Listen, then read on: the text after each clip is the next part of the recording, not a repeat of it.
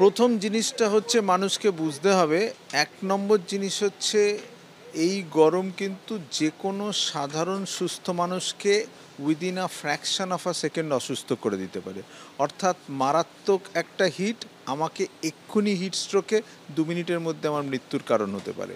ফলত যে জিনিসগুলো মাথায় রাখতে হবে যে চড়া রোদে আমি যাওয়াটা অ্যাভয়েড করব। যদি যাই তাহলে মাথায় নিশ্চিত ছাতা ব্যবহার করব। যদি যাই তাহলে নিশ্চিত চোখে একটা সানগ্লাস পরব।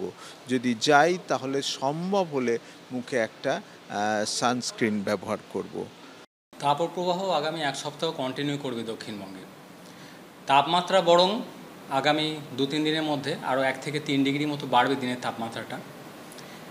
দক্ষিণবঙ্গের প্রায় সমস্ত জেলাতেই তাপপ্রবাহের সতর্কতা থাকছে।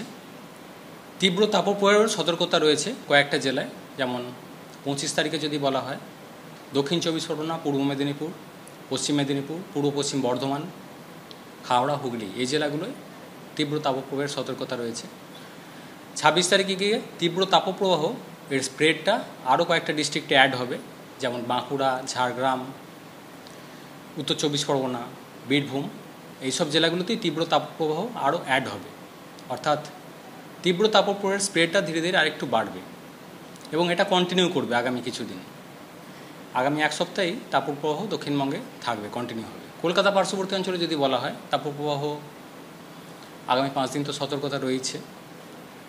আজকে যেটা 25 তারিখে 2:30 পর্যন্ত যেটা সর্বোচ্চ তাপমাত্রা ছিল 41.6, যেটা লাস্ট 50 ইয়ার্সের রেসপেক্টে যদি দেখা যায় সেকেন্ড হাইয়েস্ট এপ্রিল মাসে। এর আগে হাইয়েস্ট ছিল 41.7 1980-তে এপ্রিল মাসে কলকাতা। তো এই তাপমাত্রা কলকাতার ক্ষেত্রেও মোটামুটি 41 ডিগ্রির কাছাকাছি কন্টিনিউ করবে, বা হয়তো 42 ডিগ্রির কাছাকাছিও পৌঁছানোর সম্ভাবনা রয়েছে। বৃষ্টিপাতের সম্ভাবনা সেরকম কিছু থাকছে না দক্ষিণবঙ্গের জেলাগুলিতে আগামী 5 থেকে 7 দিন। উত্তরবঙ্গের জন্য মেনলি মালদা, উত্তর দক্ষিণ দিনাজপুর, এই জেলাগুলোতেও তাপপ্রবাহ থেকে তীব্র তাপপ্রবাহের সতর্কতা থাকছে আগামী 5 দিন। এছাড়া জলপাইগুড়ি, আলিপুরদুয়ার, কোচবিহার, এই জেলাগুলোতেও যথেষ্ট গরম অস্বস্তিকর ওয়েদার কন্টিনিউ করবে। বৃষ্টিপাত বলতে মেনলি উত্তরবঙ্গের একদম উত্তরের জেলা দার্জিলিং, কালিম্পং, সংলগ্ন জলপাইগুড়ি, এই জেলাগুলো হয়তো 2-1 জায়গায় লোকালাইজড বৃষ্টিপাতের সম্ভাবনা থাকবে আগামী কয়েকদিনে। এই যে তাপপ্রবাহ যেটা চলছে সেটা তীব্র তাপপ্রবাহ গোটা দক্ষিণবঙ্গের বিভিন্ন জায়গায় সেটা কিন্তু অনুভূতি হবে বলেই শোনাচ্ছে। এবং যে বিষয়টা বলা হচ্ছে আবহাওয়া দপ্তরের তরফ থেকে আগামী 2-1 দিনের মধ্যে যে তাপমাত্রা বর্তমানে রয়েছে তার থেকে আরও 1 থেকে 3 ডিগ্রি পর্যন্ত বাড়তে পারে। আগামী 5 থেকে 7 দিন দক্ষিণবঙ্গের বিভিন্ন জেলায় তাপপ্রবাহ চলবে, কোনো কোনো জায়গায় তীব্র তাপপ্রবাহ চলবে। তুমি জানো যে কালকে নির্বাচন রয়েছে, দ্বিতীয় দফা নির্বাচন, সেক্ষেত্রেও বলে রাখি যে সেখানের আবহাওয়া কেমন থাকবে।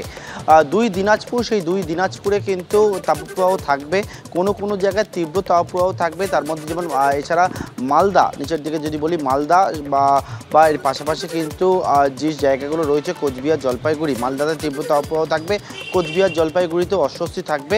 তবে দার্জিলিং, যেখানে ভোট রয়েছে, দার্জিলিংয়ের পার্বত্য এলাকায়, জলপাইগুড়ির কিছু জায়গায়, সেখানে যে একেবারে পার্বত্য যে এলাকাগুলো রয়েছে সেখানে অর্থাৎ এখনই কোনো আসার কথা শোনাতে পারছে না আবহাওয়া দপ্তর। তোমাকে আপাতত ধন্যবাদ পার্থ।